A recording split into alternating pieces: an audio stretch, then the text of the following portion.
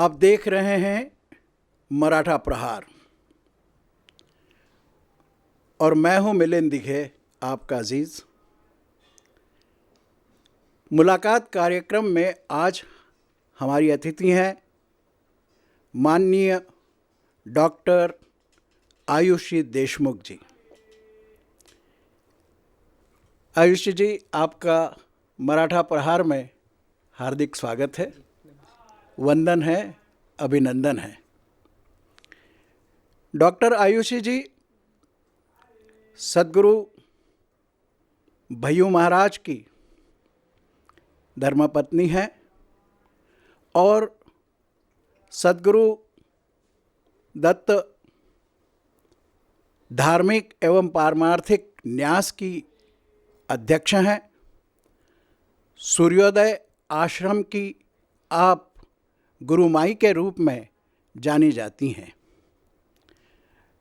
आज के इस खास मुलाकात में हम जानेंगे उनसे उनके जीवन वृत्तांत के बारे में, आश्रम की गतिविधियों के बारे में। तो आइए मुलाकात करते हैं डॉक्टर आयुषी देशमुख जी से। स्वागत है जी। नमस्कार। आयुषी जी, हम शुरू करते हैं बचपन से। बचपन में ले चलते हैं आपको, कुछ मधुर स्मृतियां बचपन की आप थोड़ा हमारे दर्शकों के साथ साझा करिए।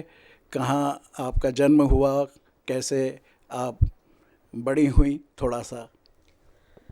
हाँ, सबसे पहले मैं मराठा प्रहार का धन्यवाद करती हूँ कि मेरे और आपके बीच और हम मेरे सारे गुरु बंधुओं सूर्योदय परिवार के बीच आज हम मेरे वृत्तांत को रख रहे हैं और उनके समक्ष मेरी बातचीत आप उनके पास ले जा रहे हैं। उसके लिए बहुत बहुत धन्यवाद। बचपन मेरा बहुत मैं बेसिकली मुरैना से हूँ। अच्छा। मेरे दादाजी का जन्म मुरैना में हुआ। वाह। और मेरे दादा और दादी जी दोनों ही शिक्षित परिवार से थे। अच्छा।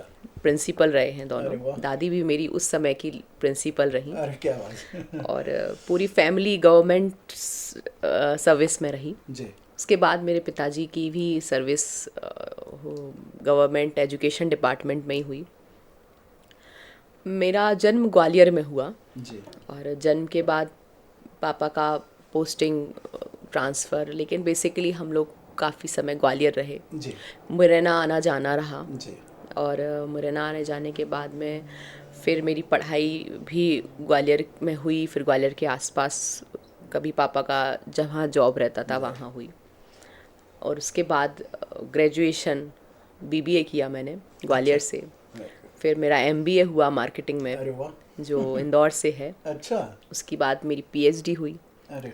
और आज मैं गुरुजी की धर्मपत्नी हूँ और उसके साथ साथ सारे सामाजिक और आध्यात्मिक यात्रा को आगे ले जाने का प्रण मेरे द्वारा और मैं उन कार्यों को आगे बढ़ाने का कार्य कर रही हूँ। बहुत ही अच्छे। आपने एमबीए किया, पीएचडी किया, तो पीएचडी का आपका क्या सब्जेक्ट रहा, काय पर आपने? पीएचडी जनरली मैंने मार्केटिंग मैनेजमेंट पर ही किया।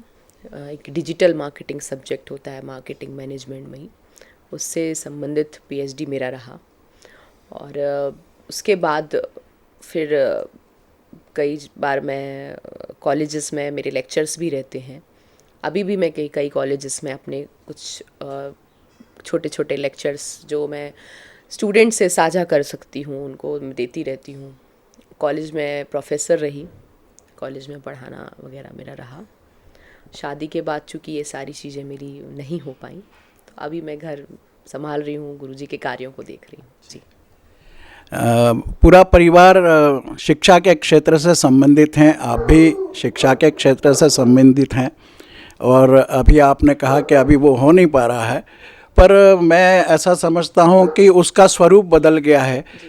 एक गुरुमाई के रूप में अब आप कार्य कर रही हैं, तो वैसी शिक्षा के साथ साथ धार्मिक, आध्यात्मिक, सामाजिक शिक्षा आप पूरे ये सूर्योदय परिवार के साथ साझा कर रही हैं। आपके अनुभव, आपका ज्ञान, उसके लिए आपको बहुत बहुत बधाई, धन्यवाद।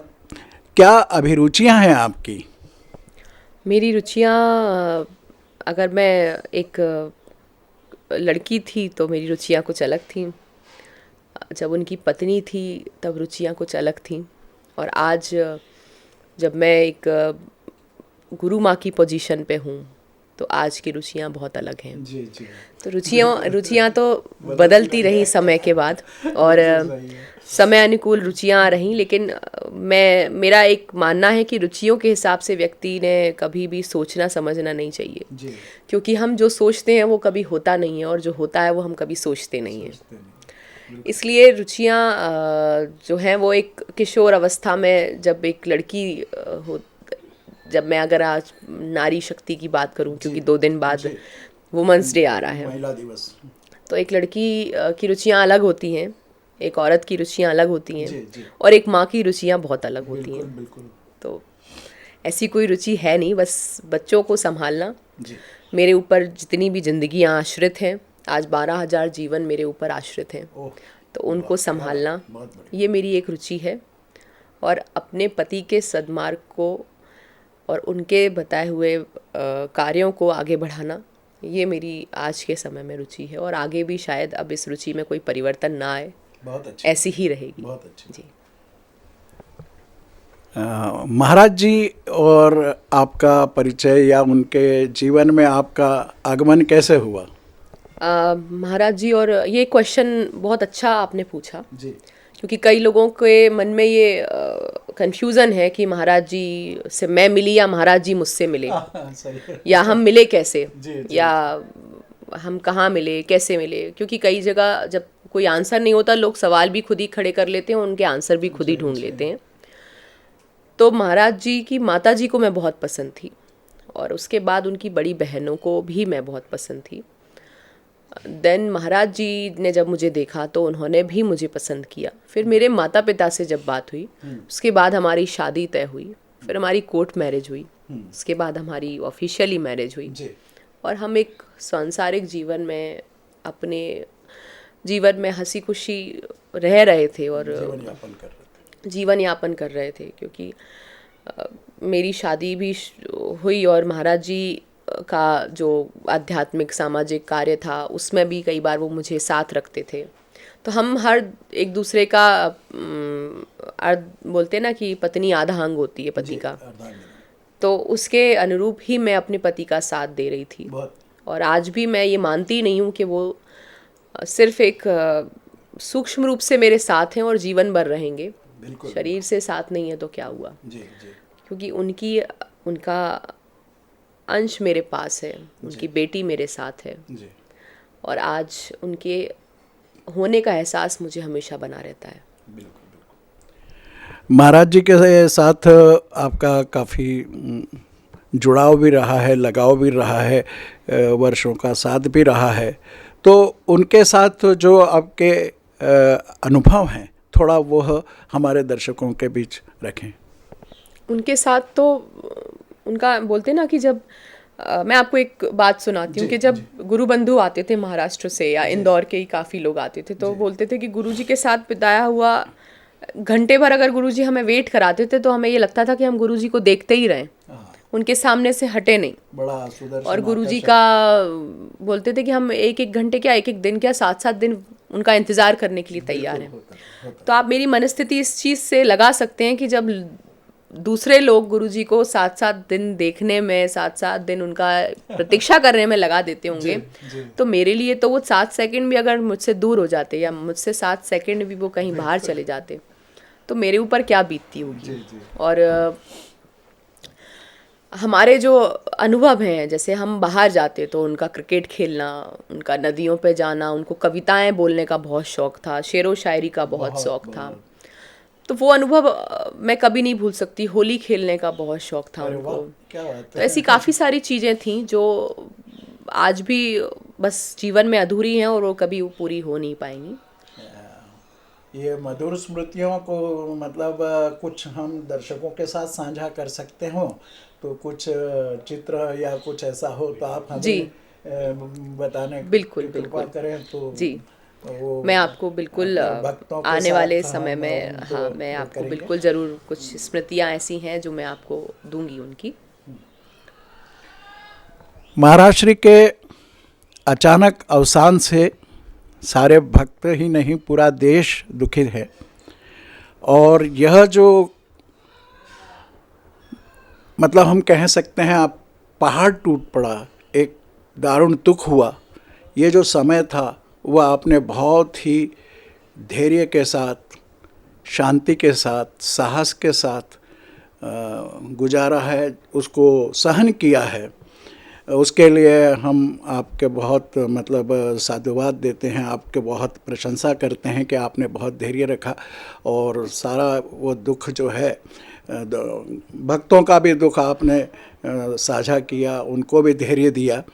तो महाराज जी ने जो पूरे हिंदुस्तान में धार्मिक, आध्यात्मिक और ख़ास तौर से सामाजिक कार्य किए हैं, जैसे जेल के कैदियों के लिए काम किया है, किसानों के खेती के लिए काम किया है, तालाबों का निर्माण करवाया है, पता नहीं कितना काम उनका, एम्बुलेंस, शिक्षा, चिकित्सा। तो इसमें अब क्या स्थिति है, उसको आप कैसे संभाल रही हैं और भविष्य में उसका विस्तार करने की आपके पास क्या योजना है? जो महाराज जी कार्य कर रहे थे और जो महाराज जी द्वारा कार्य चलाए जा रहे थे, वे आज भी वैसे के वैसे ही चल रहे हैं जी। और उनको चलाने और आगे बढ़ाने के लिए मैं भी प्रयासरत हूँ और आगे मैं कार्य करती रहती हूँ। क्योंकि कुछ सीजनल प्रोजेक्ट थे जो कोरोना की वजह से बंद हो गए जी। और कोरोना की वजह से उन सीजनल प्रोजेक्ट्स को आगे नहीं बढ़ाया जा सकता था, क्योंकि सोशल डिस्टेंसिंग और बहुत सारी चीज़ें थीं जिन वजह से हम वो प्रोजेक्ट्स आगे नहीं चला पाए। तो बीच में हाँ कुछ चीज़ें बंद हुई हैं और महाराज जी द्वारा जो परमानेंट प्रोजेक्ट्स हैं, जैसे पारदी बच्चे हैं, जी जी, HIV पॉजिटिव बच्चे हैं, जी, अनुसूचित जाति जनजाति के बच्चे हैं, आत्महत्या ग्रसित किसानों के बच्चे हैं, वृद्धाश्रम है, अनाथ आश्रम है, अन्य संप्रदाय के जो लोग हैं उनको लेके गुरुजी का कुछ जो ड्रीम था वो भी प्रोजेक्ट वैसे ही चल रहे हैं। वाटर कंजर्वेशंस का काम महाराष्ट्र में वैसे ही चल रहा है।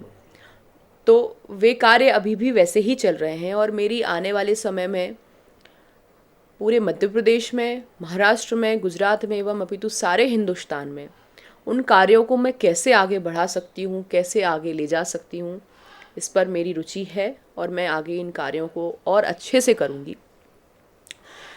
गुरुजी के सद्मार्ग पर मैं चल रही हूँ और वही मैं चलती रहूँगी। उनके सारे कार्यों को जैसा वे बता के गए हैं या जैसा वे करते थे उसको मैं वैसे ही के वैसे करूँगी। उनके कुछ ड्रीम प्रोजेक्ट्स थे जो उनका आत्मीय लगाव था, जैसे HIV पॉजिटिव बच्चे, उनका एक ड्रीम प्रोजेक्ट था कि इन बच्चों को, क्योंकि वो बच्चे अनाथ रहते हैं, उनकी इम्यूनिटी बहुत वीक होती है, तो उन बच्चों को लेके उनका काफ़ी मन था।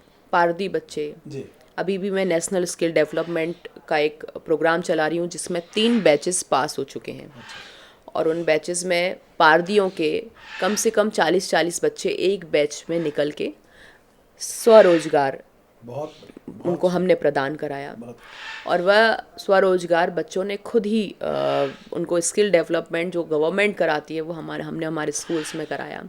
नर्सिंग, कुछ बच्चियां हैं जिनको नर्सिंग में रुचि थी, उनको नर्सिंग के कोर्सेज करा के आज हॉस्पिटल्स में वो नर्सिंग के कार्य कर रही हैं। तो ऐसे कार्यों को मैं और आगे और विस्तार पूर्वक आगे बढ़ाऊंगी। महाराज जी ने एक नवाचार भक्तों के सामने रखा। अक्सर ऐसे बुराई नहीं है किसी भी उसमें, पर किसी भी संत महात्मा का स्वागत हार फूलों से और मिठाइयों से किया जाता था। महाराज जी ने उसको बंद करा के उन पैसों का उपयोग, जैसे अभी आपने कुछ कहा कि पारधी बच्चों की, और उसमें वो लगाते थे। तो इस प्रकार के नवाचार को स्थापित करने वाले भय्यू महाराज जी के जीवन से सभी लोग प्रेरणा ले रहे हैं। तो आप उसके बारे में और क्या कहना चाहेंगे कि भक्तों ने इस प्रकार से रहना चाहिए या इस प्रकार से करना चाहिए? क्योंकि अब सारे भक्त आपको एक गुरु माई के रूप में देखते हैं, आपके प्रति उनकी श्रद्धा है, अगाध श्रद्धा है। तो भक्तों के प्रति या सेवकों के प्रति या भय्यू महाराज के विचारों से जो अभी प्रेरित हैं, ऐसे नवयुवकों को आप क्या संदेश देना चाहेंगे? गुरुजी हमेशा शिक्षा को महत्व देते थे। जी। शिक्षा के प्रति बहुत उनका विचार था कि बच्चा बच्चा शिक्षित हो, देश में हर वर्ग शिक्षित हो, जी। और शिक्षा को काफ़ी महत्व और जोर दिया उन्होंने। हमेशा वो कहते थे कि मेरे लिए श्रीफल, नारियल, हार, माला नहीं लाना, अगर ला सकते हो तो 2 कॉपी और एक पेंसिल लेके आना, जिससे कि एक बच्चे को पढ़ाई में योगदान दे सकूं मैं। तो मैं भी इसी चीज़ को लेके आगे बढ़ी। कोरोना काल में जितने बच्चों ने अपने माता पिता को छोड़ा, जो बच्चे थे जो अपने माता पिता में से किसी एक को खो दिया, या उन पेरेंट्स को जिनके बोल सकते हैं कि जिनके रोजगार बंद हो गए, जिनकी रोजी रोटी आज उस हिसाब से नहीं है जो पहले हुआ करती थी, तो संस्था के माध्यम से सूर्योदय परिवार को साथ में लेकर हमने ये आह्वान किया, और मैं आज आपके माध्यम से उन सभी लोगों से, उन सूर्योदय परिवार के सभी सदस्यों से ये फिर बोलना चाहती हूँ कि उन बच्चों की फ़ीस अगर हम भर सकें, उन बच्चों के लिए हम अगर कुछ भी कर सकें, उनकी पढ़ाई में, उनकी शिक्षा में हम थोड़ा भी योगदान अगर दे सकें, तो ये हमारे लिए बहुत, और गुरुजी को हमारी सच्ची श्रद्धांजलि होगी। तो मैं भी सभी से यह बोलती रहती हूँ, और मेरे द्वारा कई जगह यह किया भी है कि किसी बच्चे को, इवन अभी पिछले कुछ दिनों पहले कॉलेज में बच्चा था जिसकी फ़ीस भरना असंभव ही थी और उसकी लास्ट डेट थी, तो वो अपनी पढ़ाई छोड़ देता अगर मैं उसकी फ़ीस नहीं भरती। और ये बहुत छोटी बात है जो मैं बता रही हूँ, ये बताने वाली बातें नहीं है, लेकिन मैं सिर्फ अपना उदाहरण इसलिए दे रही हूँ कि ताकि अगर लोग मुझे अपना इंस्पिरेशन माने या गुरुजी को अपना इंस्पिरेशन मानते हैं, तो प्लीज़ आप उन बच्चों की फ़ीस भरें जिनको शिक्षा के प्रति जिनका सपना है कुछ बनना, और हम उनका सपना अगर साकार कर सकते हैं तो ये उनसे बड़ी बात और हमसे बड़ी बात और कुछ नहीं। बहुत ही सुंदर आपका विचार है, और महाराज श्री के कार्यों को आपने आत्मसात किया, उनके विचारों को आत्मसात किया है, और उसी प्रकार से आप अब भावी योजना नियोजित करने में संलग्न हैं। हमारी ढेर सारी शुभकामनाएं आपको हैं, और हम सब भी जहां मतलब आपको ऐसा लगेगा तो हम भी उसमें सहयोग के लिए एक छोटा सा सहयोग, जिसको कहते हैं मराठी में खार बोलते हैं, गिलहरी का, वैसा करने के लिए हम सब भी सहयोग प्रदान करेंगे। तो अंतिम हमारा यही रहेगा प्रश्न कि अब भविष्य में आपकी सक्रियता बढ़े, और उसके लिए आपका क्या योजना है, या कैसे आप पुनः सबको बिखरे हुए भक्तों को संगठित करके नई नई योजनाओं पर कार्यान्वित करने के लिए अपना मार्गदर्शन देंगी? हाँ, मैं आपको एक छोटी सी कविता सुनाना चाहती हूँ जो इन सब से जुड़ी हुई है, और शायद मुझे लगता है कि ये इस सवाल का सार भी होगा और हमारी बात का भी एक सार होगा कि वह पथ क्या, पथिक सफलता क्या, जिस पथ पे विखरे शूल ना हो, नाविक की धैर्य परीक्षा क्या, यदि धाराएं प्रतिकूल ना हो। वाह, क्या बात! सच में आपने बहुत कठिन समय से निकलकर धैर्य के साथ, संयम के साथ अपने आप को संभालते हुए महाराज श्री के सभी भक्तों को धैर्य प्रदान किया है, शक्ति प्रदान की है। हमारी ढेर सारी शुभकामनाएं हैं। आप अपने लक्ष्य को प्राप्त करेंगे, और महाराज श्री के शेष कामों को आपके निर्देशन में पूर्णता प्राप्त हो। ढेरों शुभकामनाएं, अभिनंदन। धन्यवाद।